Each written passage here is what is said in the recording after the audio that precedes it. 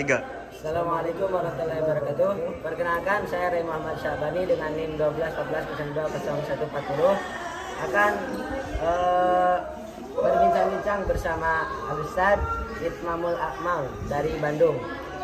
Perkenalkan, nama saya Raka Muhammad Syabana dengan NIM 1214020142. Untuk pertanyaan pertama, izin bertanya Ustaz. Silakan. Apakah bahasa Arab penting untuk para pendakwah? Ya, mungkin penting karena ada beberapa bahan pokok dakwah yang harus disyarahkan, itu kan berasal dari hadis, Al-Quran, sedangkan hadis dan Quran itu berbahasa Arab. Ayo. Untuk pertanyaan kedua Ustaz, Silakan. apakah setiap dai harus bisa berbahasa Arab? Ya jelas harus bisa, karena tadi seperti di pertanyaan pertama, seperti di jawaban pertama maksudnya, ada beberapa bahan pokok dakwah yang harus kita syarahkan. Jika kita tidak memahami bahasa Arab, bagaimana kita mau mensyarahkan hadis, ayat-ayat Al-Quran, dan kitab-kitab kuning? Untuk pertanyaan ketiga, penggunaan kitab kuning apakah penting untuk para pendakwah? Ya jelas, kitab kuning itu sangat penting untuk dijadikan referensi. Kenapa? Karena kita itu harus mendapatkan referensi atau sumber yang jelas. Insya Allah kalau kita mencari bahan pokok untuk dakwah dari kitab-kitab kuning, insya Allah itu jelas karena dikarang oleh ulama-ulama masyhur. Baik, segitu saja penjelasan dari kami. Terima kasih Ustaz Itmam telah meluangkan waktunya. Sama-sama. Semoga ilmu yang diturunkan kepada saya bermanfaat. Amin, amin, amin. Cukup sekian. Assalamualaikum warahmatullahi wabarakatuh. Salam dari Sebelumnya mohon maaf izin mengganggu waktunya Pak Ustaz. Ya, silakan. Saya ditugaskan di UTS ini akan membuat sedikit perbincangan atau wawancara. Yang pertama izin bertanya, pentingkah bahasa Arab untuk para pendakwah? Menurut saya itu sangat penting, dikarenakan bukan kebanyakan sih, emang itu dasarnya seorang pendakwah itu berasal dari kitab kuning. Kita tidak akan bisa mengartikan bahasa dari kitab kuning itu atau bahasa dalam Al-Quran, bahasa dalam hadis, kalau kita tidak bisa berbahasa Arab. Baik, terima kasih Pak Ustaz. Yang kedua, pertanyaan kedua yaitu, apakah setiap dai itu harus bisa berbahasa Arab? Bisa. Harus bisa. Di awal dari mulai salam, muqaddimah itu kan udah dimulai dari bahasa Arab.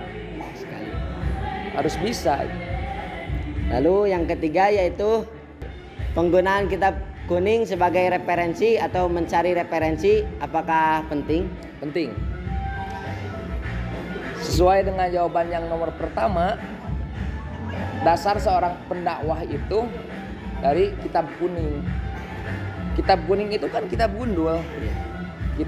Jadi kita yang harus, kalau bahasa santri mensyarahkan, kita yang mencari artinya.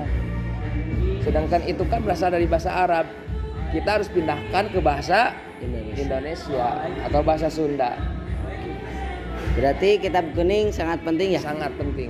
Dikarenakan mungkin sebagian apabila kitab kuning itu sudah jelas sebagai ulama yang mengarangnya, jadi tidak akan sesat mungkin. Iya gitu.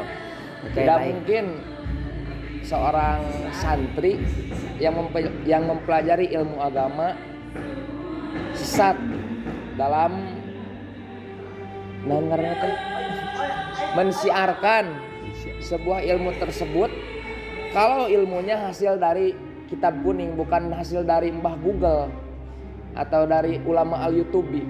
Oh, ya, baik. Kalau misalkan dari kitab kuning itu sudah jelas pengarangnya siapa, yang mengarang kitab itu bukan orang sembarangan. Bahkan dalam sebuah riwayat, Syekh Nawawi Al-Bantani mengarang kitab Safinatun Najah itu sampai 17 tahun. Itu kan sangat luar biasa. Mungkin cukup sekian Ustaz. Terima kasih. Sama-sama. Izin mohon maaf telah mengganggu waktunya. Wah, biasa. Assalamualaikum warahmatullahi wabarakatuh. Waalaikumsalam. Baik, di sini saya akan menjelaskan kembali apa yang telah dijawab oleh guru saya. Yang pertama, lidzalika awdaha ustazi ahmiyatu lana. Hunaka mukawwinatun asasiyatun. Hudaha minal Qur'an, al-kitab, al-hadis. Bainama kullu syai'in bil lughatil arabiyyati. أجاب أستاذي على السؤال الثلاث من الوضع أنه يتأين ذلك لأنه يتأين ذلك الحصول على مصدر واضحان. ثم السؤال الثاني هو أستاذي أجاب نفس الإجابة الأولى هناك مكونة أساسية إذا كنا نستطيع تحدث باللغات العربية كيف يمكننا ترجمتها.